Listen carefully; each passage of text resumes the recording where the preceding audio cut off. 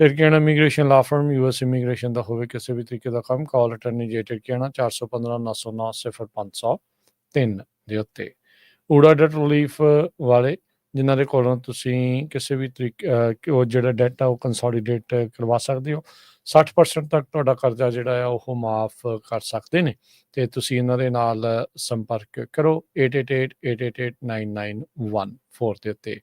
ਇਹਨਾਂ ਸਾਰਿਆਂ ਦਾ ਧੰਨਵਾਦ। ਜੇ ਤੁਸੀਂ ਵੀ ਇਸ ਪ੍ਰੋਗਰਾਮ ਨੂੰ ਸਪਾਂਸਰ ਕਰਨਾ ਹੈ, ਸੰਪਰਕ ਕਰੋ 408 722 7698 ਦੇ ਉੱਤੇ। ਗੱਲਬਾਤ ਜੀ ਸ਼ੁਰੂਆਤ ਕਰਦੇ ਹਾਂ ਗਾਰਡੀਅਨਸ਼ਿਪ ਦੇ ਕੇਸਾਂ ਨੂੰ ਜਿਹੜਾ ਉਹ ਲੈ ਕੇ। ਕੀ ਲੇਟੈਸਟ ਜਿਹੜਾ ਅਟਰਨੀ ਟਿਰਕੀਆਣਾ ਜੀ ਇਹਨਾਂ ਕੇਸਿਸ ਦੇ ਵਿੱਚ ਅਪਡੇਟ ਜਿਹੜੀ ਉਹ ਆਈ ਹੈ ਜੀ?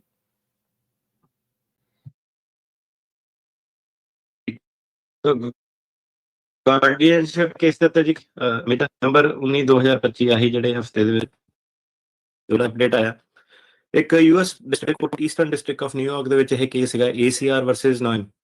ਤੇ ਇਸ ਕੇਸ ਨੇ ਜਿਹੜੀ ਸੀਗੀ ਕਾਫੀ ਤੁਸੀਂ ਕਹਿ ਲਓ ਕਿ ਗਾਰਡੀਅਨਸ਼ਿਪ ਵਾਲੇ ਕੇਸਾਂ ਵਾਲਾ ਜਿਹੜਾ ਸੀਗੀ ਪ੍ਰੋਬਲਮ ਉਹ ਟੈਂਪਰੇਰੀਲੀ ਜਿਹੜੀ ਸੋਲਵ ਕਰਤੀ ਹੈ, ਪੱਕਾ ਸੋਲੂਸ਼ਨ ਨਹੀਂ ਜਿਹੜਾ ਇਹ ਆ। ਸੋ USCIS ਉਹਨੇ ਜਿਹੜੀ ਗਾਰਡੀਅਨਸ਼ਿਪ ਵਾਲੇ ਕੇਸ ਸਪੈਸ਼ਲ ਇਮੀਗ੍ਰੈਂਟ ਜੁਵੇਨਾਈਲ ਕਹਿੰਦੇ ਆ ਉਹਨੂੰ, ਸਿਜ ਵੀ ਕਹਿ ਦਿੰਦੇ ਆ ਇਹਨੂੰ।